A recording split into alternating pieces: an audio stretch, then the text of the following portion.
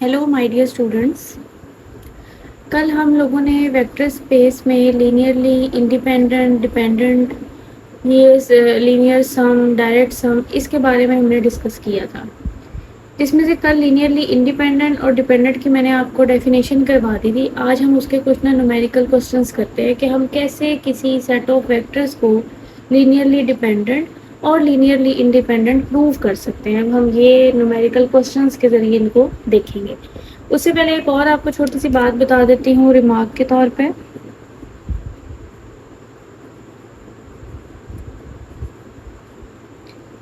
अच्छा, कल जो हमने पढ़ा था ना लीनियरली इंडिपेंडेंट और लीनियरली डिपेंडेंट, मैं एक दफ़ा और बेशक आपको रिवाइज भी करवा देती हूँ कि हमने ये पढ़ा था कि अगर आपके पास कोई सेट ऑफ वेक्टर्स हों, n सेट ऑफ वेक्टर्स हों, जैसे कि हम लेट कर लेते हैं कि v1, v2 up to so on vn, ये आपके पास वेक्टर स्पेस से हमने मेंबर्स ले लिए। इसके जैसे अगर n वेक्टर्स हैं तो इसी तरह n स्केलर हमने ले लिए, alpha 2 up to so on alpha n, ये हमने फील्ड में से ले लिए। इनका जो लीनियर कम्बिनेशन है, लीनियर कम्बिनेशन क्या होता था, पहले स्केलर को पहले वेक्टर से मल्टीप्लाई किया प्लस, फिर अल्फा 2 को v2 से plus up to so on alpha n को vn से आपने मल्टीप्लाई किया। अच्छा, अगर अब आपने देखना था ना कि ये लीनियरली डिपेंडेंट है कि ये लीनियरली इंडिपेंडेंट है, तो आपको कहा था कि इस लीनियर कम्बिनेशन को आप लोगों ने रखना है 0 के बराबर। इसको सॉल्व करना है, यानी कि आपने स्केलर की वैल्यूज़ निकालनी है, अल्फ़ा 1 की, अल्फ़ा 2 की, अल्फ़ा n की। अगर तो सारी की सारी वैल्यूज़ बराबर आ जाएं 0 के, तो वो जो वेक्टर है वो लीनियरली क्या कहलाता था, इंडिपेंडेंट। और अगर हमें कोई भी ऐसा मिल जाए, एक भी बेशक एक स्केलर भी कोई ऐसा मिल जाए जो कि नॉन ज़ीरो हो, यानी ज़ीरो के अलावा कोई वैल्यू दे रहा हो, तो फिर हम कहते हैं कि ये set of vectors linearly dependent है। कि अगर हमारे पास बेशक कोई एक भी, ठीक है, हमें मिल जाए कि जो कि नॉन ज़ीरो हो, तो फिर हम क्या कहते हैं कि वो सेट क्या बन जाता है, लीनियरली डिपेंडेंट बन जाता है। अब उसी के लिए एक रिमार्क है,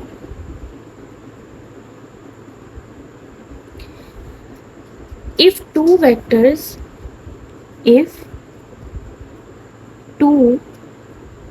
vectors are linearly dependent, then one can be represented as scalar multiple of other. ये एक रिमार्क है कि अगर आपके पास जो दो वेक्टर्स हैं ना वो लीनियरली डिपेंडेंट हैं, तो फिर एक वेक्टर दूसरे के स्केलर मल्टीपल के तौर पे लिखा जा सकता है। ठीक है, ये आपके पास एक रिमार्क के तौर पे भी याद रख लें आप, एमसीक्यूज के लिहाज से भी ये इम्पोर्टेंट है कि अगर दो वेक्टर्स लीनियरली डिपेंडेंट हैं तो वो एक वेक्टर दूसरे के स्केलर मल्टीपल के तौर पे लिखा जा सकता है। अगर आपने इसको देखना भी है कि ये कैसे है, तो आप इस तरह कर लें, क्योंकि दो वेक्टर्स लेने तो हम लेट कर लेते हैं, एक हमने v1 ले लिया और एक हमने क्या ले लिया, v2 ले लिया वेक्टर स्पेस के अंदर से। फिर हम दो ही स्केलर ले लेते हैं a और b, जो कि हमने कहाँ से लेने, फील्ड में से। इनका लीनियर कम्बिनेशन बनाएंगे तो a v1 plus b v2 is equal to 0। अब हम ना केस लेके चलते हैं, क्योंकि हमने ये कहा है कि दो वेक्टर्स अगर लीनियरली डिपेंडेंट हो, अगर लीनियरली डिपेंडेंट है तो भी आपको डेफिनेशन पढ़ा के आई हूँ कि लीनियरली डिपेंडेंट की क्या होती है, कि फिर हमें कोई ना कोई उनमें से ऐसा स्केलर मिल जाता है एटलीस्ट वन, जो कि 0 के बराबर नहीं होता। अब हैं ही हमारे पास दो स्केलर, तो हम दो केसेस बना लेते हैं कि लेट कर लेते हैं कि पहले केस में अगर a 0 के बराबर नहीं है, क्योंकि अगर a 0 के बराबर नहीं होगा यानी स्केलर हमें 0 के बराबर ना मिला तो ही वो लीनियरली डिपेंडेंट होगा ना। और हम लेके भी यही चल रहे हैं कि अगर दो वेक्टर लीनियरली डिपेंडेंट हो, फिर दूसरा पहले के या पहला दूसरे के स्केलर मल्टीपल के तौर पे लिखा जा सकता है। तो हमने ले लिया a 0 के बराबर नहीं है, तो अगर a 0 के बराबर नहीं है तो इसका मतलब है कि आप यहाँ से a v1 को इधर ही रहने दें और इसको उधर जाके माइनस कर दें। यहाँ से v1 वेक्टर की वैल्यू निकालेंगे तो a यहाँ मल्टीप्लाई हो रहा है, इधर आके डिवाइड हो जाएगा। ये देखें, ये वही प्रूफ नहीं हो गया कि ये एक वेक्टर है, ये सारा एक स्केलर है। ये स्केलर ही नहीं है, क्योंकि जो हमने बी लिया था वो भी एक स्केलर नंबर है, फील्ड से लिया था ए, वो भी एक स्केलर नंबर है फील्ड से, उनको डिवाइड करेंगे तो भी एक स्केलर ही आएगा।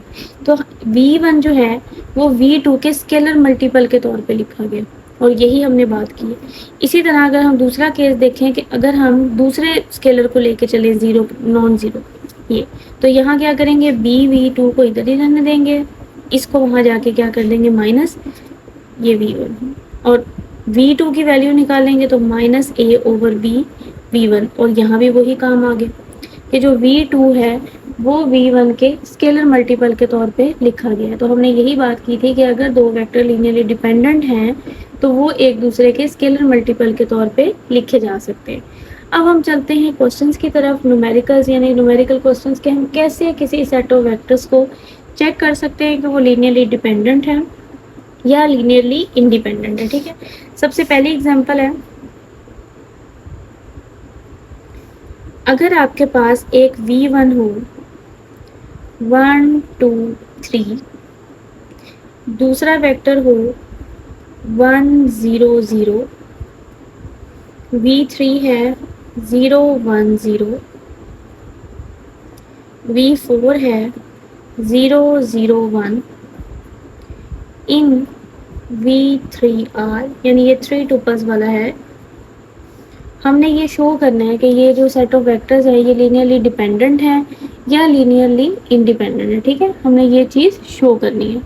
हम ऐसा करते हैं, इसके सॉल्यूशन की तरफ चलते हैं। अच्छा, कितने वेक्टर्स हैं, 4 वेक्टर्स हैं, तो हम 4 स्केलर लेट कर लेते हैं। a1, a2, a3 and a4 belongs to f। अब इनका बना लेते हैं linear combination, and a1 v1, a2 v2, a3 v3 और a4 v4, और इसको रख देते हैं 0 के बराबर। अब हमने निकालनी है इनकी वैल्यूज, a1 की, a2 की, a3 की और a4 की। हम सबसे पहले तो ना इसमें v1, v2 और v3 और v4 की वैल्यू पुट कर देते हैं। a1 v1 की वैल्यू है 1 2 3 plus a2 1 0 0 plus a3 0 1 0 plus a4 0 0 1 is equal to 0। ठीक है, ये हमने वैल्यू पुट कर दी v1 की, v2 की और v3 की। अब अगर आप यहाँ भी अंदर अगर आप मल्टीप्लाई करवाएं ना तो आप इस तरह करें, आपको देखे पता है कि a1 अंदर मल्टीप्लाई होगा, फिर a2, फिर a3, a4, और ये सारे आपस में प्लस हो रहे हैं। तो ये प्लस कैसे होते हैं कि पहला इसका भी पहला, इसका भी पहला, इसका भी फर्स्ट और इसका भी, वो आपस में ऐड होते हैं। फिर इस तरह सेकंड, सारी एंट्री सेकंड में ऐड होती हैं, थर्ड एंट्री थर्ड में ऐड होती है, और फोर्थ तो हम इस तरह डायरेक्ट ही कर लेते हैं। इसको मल्टीप्लाई भी कर लेते हैं और इसको सारों को इकट्ठा करके भी लिख सकते हैं, यानी सबको साथ ही ऐड भी कर लेते हैं। तो कैसे होगा कि देखें, पहले वाला अगर हम पहले की देखें तो a1 अंदर मल्टीप्लाई होगा तो आएगा a1। ठीक है, a1 अंदर 1 के साथ मल्टीप्लाई हुआ तो आपके पास क्या आएगा, a1 आएगा। ठीक है, फिर दरमियान में प्लस, अब इसका हमने पहले को कर दिया ना, अब प्लस करना है इसकी पहली एंट्री के साथ, तो a2 जब 1 के साथ होगा तो a2, फिर a3 जब 0 के साथ होगा तो 0 हो जाएगा, लिखने की ज़रूरत नहीं है। a4 जब पहली के साथ यानी 0 के साथ होगा तो 0 हो जाएगा, लिखने की ज़रूरत नहीं है। अब हम डाल देते हैं कॉमा। अब इसी तरह सबकी दूसरी एंट्रीज को भी आपस में ऐड करते हैं। पहली सब आपस में ऐड हो गए, ये आंसर आ गया। अब दूसरी करते हैं, a1 जब 2 के साथ होगा तो 2a1, a2 जब 0 के साथ होगा लिखने की ज़रूरत नहीं है, a3 जब 1 के साथ होगा तो प्लस a3, और a4 जब 0 के साथ होगा तो 0, कोई ज़रूरत नहीं, फिर कॉमा। अब a1 जब 3 के साथ होगा तो 3a1, a2 जब 0 के साथ होगा तो लिखने की ज़रूरत नहीं है, a3 0 के साथ होगा वो भी कोई ज़रूरत नहीं है, a4 जब 1 के साथ होगा तो a4 इज़ इक्वल टू, हम यहाँ भी तो लिख सकते हैं 0 0 क्योंकि हमें पता है ये 3 टुपल्स का सेट है, तो हम 0 को भी लिख सकते हैं 0 0 0। अब आप ऐसा करें, इन सबको ना कंपेयर करें, यानी इसका पहला इसके पहले के साथ, क्योंकि ये आपस में बराबर आ रही है ना, तो हम पहला पहले के साथ, दूसरा दूसरे के साथ कंपेयर कर देते हैं, और थर्ड में थर्ड के साथ। तो जब हम कंपेयर करेंगे तो हमारे पास आएगा a1 plus a2 is equal to 0। फिर है 2a1 plus a3, 2a1 plus a3 is equal to 0। और एक है 3a1 plus a4, 3a1 plus a4 is equal to 0। ये हमने कंपेयरिंग कर लिया। अच्छा, अब हमें चेक करना है कि ये लीनियरली डिपेंडेंट है या लीनियरली इंडिपेंडेंट है। इसको ना, ये एक इक्वेशंस है, हमने ना इक्वेशंस को सॉल्व करना है और ना इसमें स्केलर की वैल्यूज निकालनी है। अब आपको ही पता है कि इक्वेशन सॉल्व करने के बड़े मुख्तलिफ तरीके होते हैं। कुछ लोग वैसे एक दो मतलब जो वैल्यूज कट हो रही होती है आपस में ऐड सब्ट्रैक्ट करते हैं, या किसी एक इक्वेशन में से एक वैल्यू निकाल के दूसरी में पुट कर देते हैं। अब ये ना मुख्तलिफ इसके मेथड हैं, जो आप लोगों को आसान लगे आप वैसे कर लें। एक इसको ना, क्योंकि यहाँ हमने सिर्फ ये चेक करना होता है कि वो लीनियरली डिपेंडेंट है या लीनियरली इंडिपेंडेंट है, यानी कि या तो सारे स्केलर जीरो आने चाहिए या कोई भी नॉन जीरो मिल जाए तो हमें पता लग जाता है कि लीनियरली इंडिपेंडेंट है या डिपेंडेंट है। तो इसके लिए जो सबसे आसान तरीका है ना, वो ये है कि आप ना देख लें कि कोई तीनों इक्वेशन, अगर तो डायरेक्ट ही कोई वैल्यू निकल रही है ना, तो फिर हम आराम से निकाल के दूसरी में पुट कर देंगे। अब यहाँ तो कोई डायरेक्ट तो ऐसे नहीं निकल रही है, मतलब ये नहीं है कि डायरेक्ट a1 1 2 3 के बराबर आ गया। यहाँ हम इस तरह करते हैं, फिर देख लेते हैं कि तीनों इक्वेशन में से या आपके पास जो भी इक्वेशन बने उसमें कोई चीज़ कॉमन है। अब अगर इसमें गौर करें, a1 इस इक्वेशन में भी है, इसमें भी है, इसमें भी है, यानी ये एक ऐसा स्केलर है जो तीनों इक्वेशन में। तो हम ऐसा करते हैं, इन सब में से ना ये इसकी ना a1 की वैल्यू को साइड पे कर लेते हैं, यानी यहाँ से निकालेंगे तो a2 किसके बराबर आएगा, -a1 के।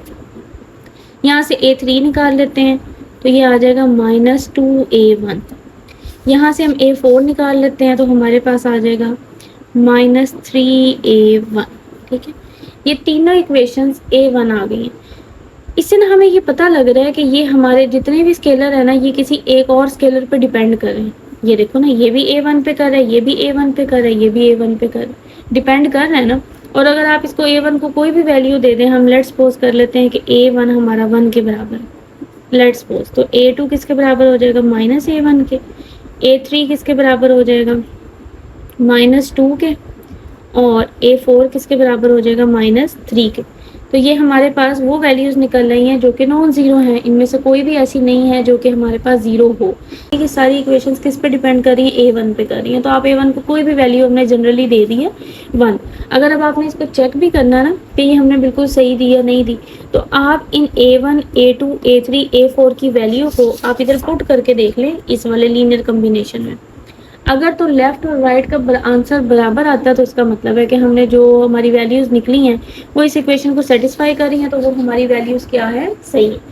तो अगर आप पुट करना चाहते हैं, मैं पुट करके भी दिखा देती हूँ, लेकिन अदरवाइज़ मैंने आपको बता दिया है कि ये सारे वेक्टर्स आपके पास नॉन ज़ीरो आए हैं, क्योंकि ये सारी इक्वेशन किसी एक ही स्केलर पे डिपेंड कर रही हैं। तो हम कह सकते हैं कि ये लीनियर, मतलब है कि ये जो सेट ऑफ वेक्टर्स थे ये हमारे पास लीनियरली डिपेंडेंट है। और अगर आप इसको चेक भी करना चाह रहे हैं तो कि भाई ये वाली, अगर हम ये जो हमारी वैल्यूज़ निकली हुई हैं ये हमारी इक्वेशन को सेटिस्फाई करती हैं, तो आप इस तरह करें, ये वैल्यूज़ जो हैं a1 a2 a3 ये आप इस कम्बिनेशन के अंदर पुट कर दें और देखें कि लेफ़्ट और राइट का आंसर बराबर आता है कि नहीं आता। तो हम पहले पुट करते हैं, पहले a1 की वैल्यू पुट कर देते हैं। a1 आपके पास है 1 इंटू 1 2 3 1 2 3। फिर हमने पुट करनी है a2 की वैल्यू। a2 की हमारे पास है -1 और वेक्टर हमारे पास है 1 0 0। फिर a3 की जो कि हमारे पास है -2 और वेक्टर हमारे पास है 0 1 0 0 1 0। फिर हम पुट करते हैं a4 की। a4 है हमारे पास -3 और जो वेक्टर है वो है 0 0 1 0 0 1 इज इक्वल टू 0 0 0। अब हम चेक करते हैं, वही आप करें कि इनको मल्टीप्लाई भी अंदर साथ करते रहें और सबको ऐड भी करते रहें। तो हम फर्स्ट वाला ऐड करते हैं, सारे फर्स्ट एंट्रीज। 1 को जब 1 से मल्टीप्लाई करेंगे आंसर क्या आएगा, 1। -1 को जब करेंगे तो आएगा -1। फिर -2 को 0 से करेंगे, 0 लिखने की ज़रूरत नहीं है। -3 को जब 0 से करेंगे 0 लिखने की ज़रूरत नहीं है, इसका मतलब है यहाँ आप बस स्टॉप कर दें। अब सबकी दूसरी एंट्रीज को आप ऐड करें। 1 जब 2 के साथ होगा तो 2, -1 जब 0 के साथ होगा लिखने की ज़रूरत नहीं है। -2 जब 1 के साथ होगा तो -2, और -3 जब 0 के साथ होगा तो 0 लिखने की ज़रूरत नहीं है, ये भी क्लोज हो गया। अब थर्ड वाली 1 को 3 के साथ किया 3, -1 को 0 के साथ किया 0, -2 को 0 के साथ किया 0, -3 को 1 के साथ किया -3 इज इक्वल टू 0, 0, 0। तो ये भी आ गया 0, 0, 0, 0, 0 इज इक्वल टू 0, 0 और 0। तो लेफ्ट और राइट बराबर आ गए, इसका मतलब है ये वैल्यूज़ हमारे पास सही थी। इस तरह अगर कोई भी क्वेश्चन आ जाए जिसको आपने चेक करना हो कि वो लीनियरली डिपेंडेंट है या इंडिपेंडेंट है, मैंने आपको बताया कि आप इस तरह भी कर सकते हैं कि वैल्यूज़ निकाल के दूसरे में पुट कर दें, तो भी वो डिपेंड अगर कर रहा होगा, यानी आपको अगर नज़र आ रहा होगा कि A2 भी A1 पे डिपेंड कर रहा है, A3 भी A1 पे डिपेंड कर रहा है, A4 भी A1 पे डिपेंड कर रहा है, तो आपने इसी तरह यहाँ भी आप इस तरह का काम कर सकते हैं। आप इस तरह यूँ कर सकते थे, यहाँ से A1 की वैल्यू A2 की वैल्यू निकाल लेते या A1 की वैल्यू निकाल लेते, उसको अगली इक्वेशन में पुट करते। आपने खुद देखना कि सारी इक्वेशन किसी एक पे डिपेंड कर रही होंगी, तो आपने कह देना कि ये लीनियरली डिपेंडेंट है। और अगर वैल्यूज़ निकालने से अगर सारे स्केलर का आंसर 0 आ जाता है तो फिर क्या हो जाएगा, लीनियरली इंडिपेंडेंट हो जाएगा।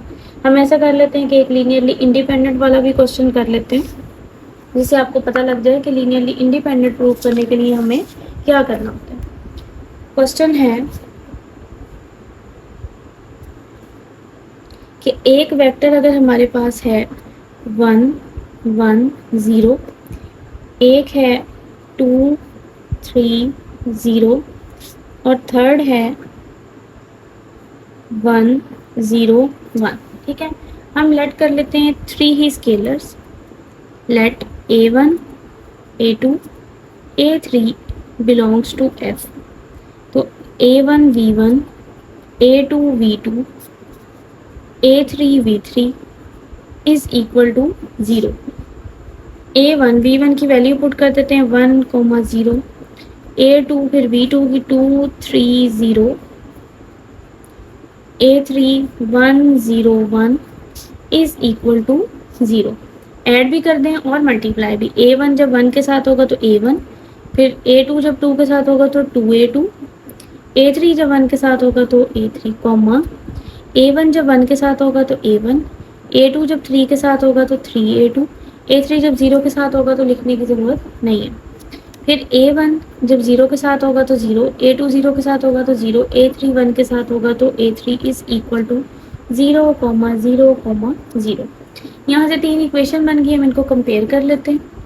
A1 plus 2A2 plus A3 is equal to 0।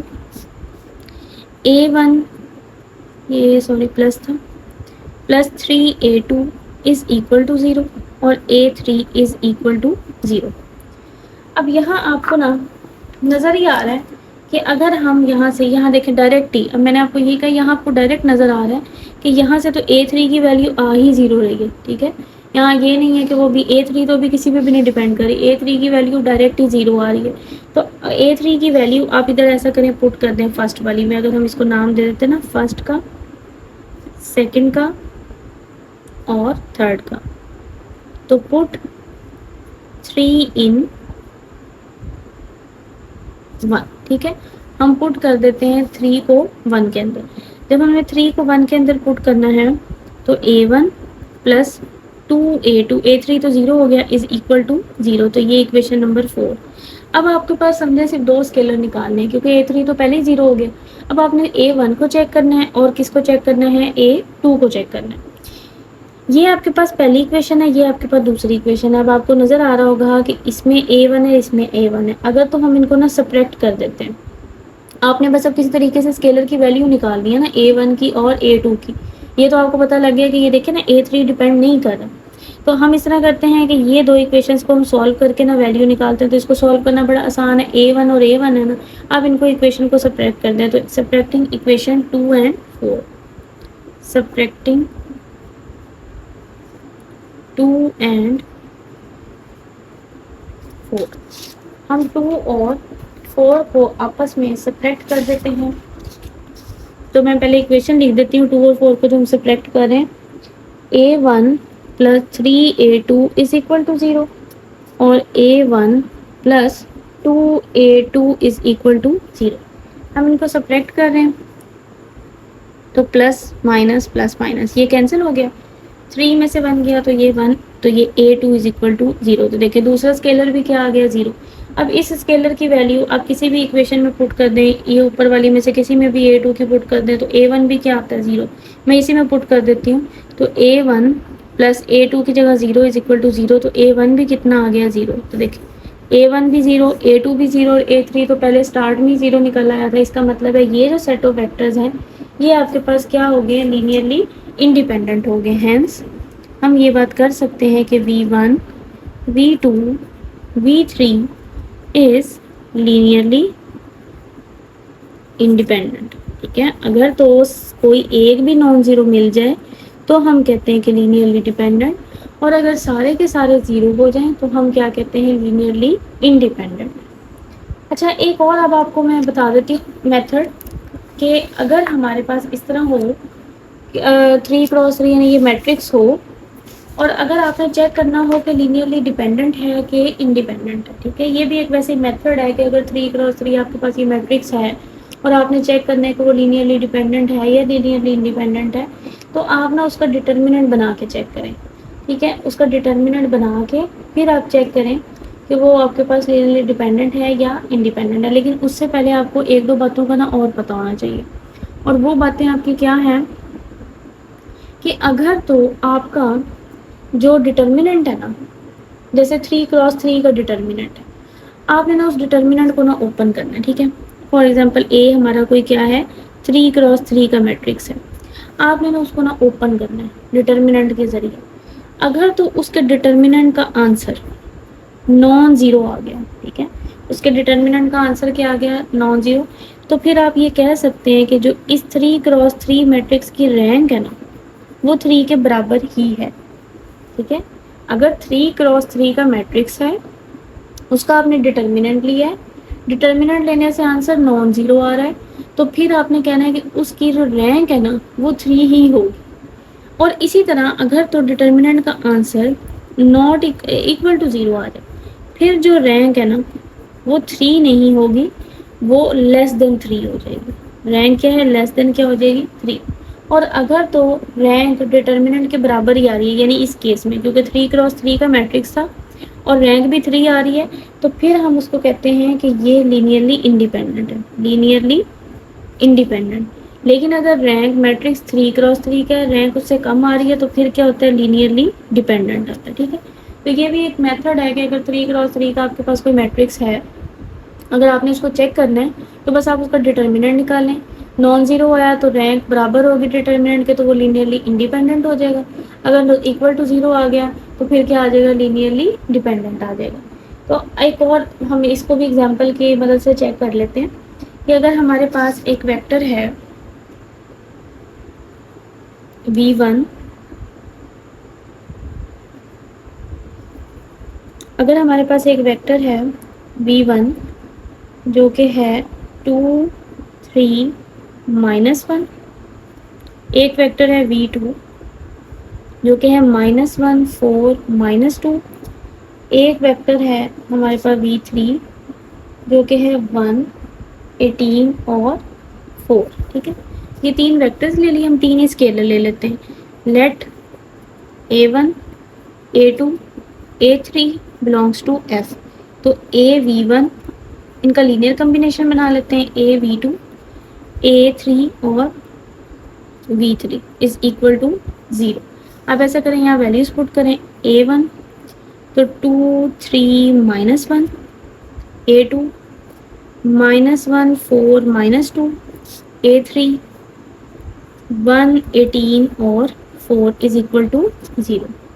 यहाँ से आप इनको अंदर मल्टीप्लाई करें तो 2A1 -A2 plus A3 comma 3A1 plus A4 4A2 और 18A3 कॉमा -A1 -2A2 और 4A3 इज इक्वल टू 0।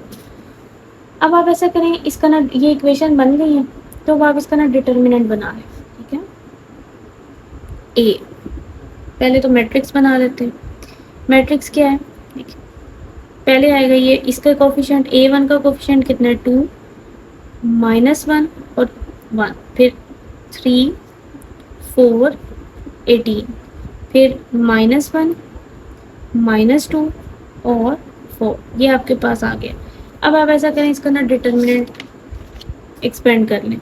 जब हम इसका डिटर्मिनेंट एक्सपेंड करेंगे तो फर्स्ट हमारे पास आ जाएगा पहले 2, ये रो ये कॉलम, अंदर बचेगा 4 18 -2 और 4, तो 2 4 18 -2 और माइनस का 4, फिर आया था दरमियान में आता है माइनस, लेकिन वो माइनस और ये माइनस प्लस, ये रो ये कॉलम 3 18 -1 और 4, तो +1 3 18 -1 और माइनस का 4, फिर लास्ट आएगा +1 और रो और कॉलम, ये रो कॉलम तो बचेगा 3 4 -1 और -2, 3 4 -1 -2, इसको और एक्सपेंड कर लेते हैं। 2 -16 और जब ये इसके साथ होगा माइनस माइनस प्लस और 36 प्लस 3 -4 के साथ होगा -12 माइनस माइनस प्लस और 1 जब 18 के साथ होगा 18, 3 जब -2 के साथ माइनस का 6, दरमियान में माइनस माइनस प्लस और 4, तो ये 2 ये आपके पास बन जाएगा, जब मल्टीप्लाई होगा तो 40 प्लस ये बन जाएगा 6, ये बन जाएगा -2 और ये सारा सॉल्व करके बन रहा है 44 which is not equal to 0। अभी आपको मैं नोट पढ़ा के आई थी कि अगर तो डिटर्मिनेंट नॉट इक्वल टू 0 आ जाए और वो 3 क्रॉस 3 का हो तो इसका मतलब है कि उसकी रैंक भी क्या होगी, उतनी ही होगी। तो इसका रैंक कितनी निकल रहा है, ये ए की, जो क्योंकि नॉट इक्वल टू 0 आया तो रैंक ऑफ ए क्या है 3 है, और आपको बताया था कि अगर रैंक उतनी ही निकल जाए जितनी डिटर्मिनेंट की है तो वो लीनियरली क्या हो जाता है, इंडिपेंडेंट। इसका मतलब है ये आपके पास क्या हो गया, जो सेट ऑफ वेक्टर्स है ये क्या हो गया, लीनियरली इंडिपेंडेंट हो गए। तो ये आज हमने एक दो इस तरह न्यूमेरिकल क्वेश्चंस किए हैं। अगर किसी को कोई और प्रॉब्लम हो या कोई और सेट ऑफ वेक्टर्स को लीनियरली इंडिपेंडेंट या डिपेंडेंट आप लोगों ने शो करवाना है तो आप लोग कॉन्टेक्ट करके पूछ सकते हैं। बाकी आज के लिए इतना ही काफ़ी है। बाकी इंशाल्लाह ताला फिर हम अगले लेक्चर में और न्यूमेरिकल क्वेश्चन या और थ्योरम्स के साथ इसको डिस्कस करेंगे। अल्लाह हाफिज़।